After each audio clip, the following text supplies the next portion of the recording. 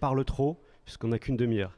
Donc le premier cas d'usage, le contexte, c'est qu'on a développé cette solution pour une entreprise de sous-traitance industrielle qui avait la particularité d'employer des personnes en situation de handicap.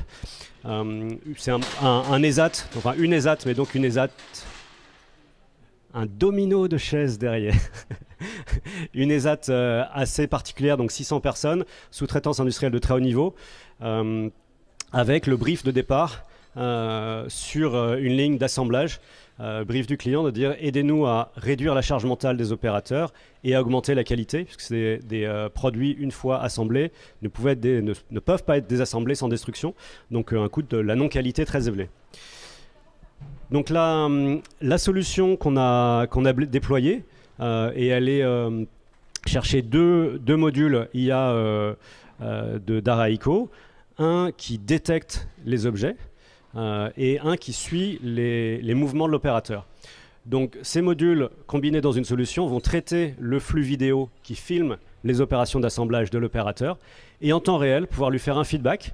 Donc là on avait une combinaison de projection de réalité augmentée et de feedback audio qui me permettent à l'opérateur de savoir s'il a pris la bonne pièce, s'il a posé au bon endroit, dans le bon sens, etc. Donc cette solution a eu un certain nombre de bénéfices. D'abord, heureusement, elle a répondu au brief, donc elle a permis de réduire la charge mentale, elle a permis d'augmenter la qualité. En gros, en évitant la destruction de la non-qualité, on a économisé 20 000 € aux clients par an par poste.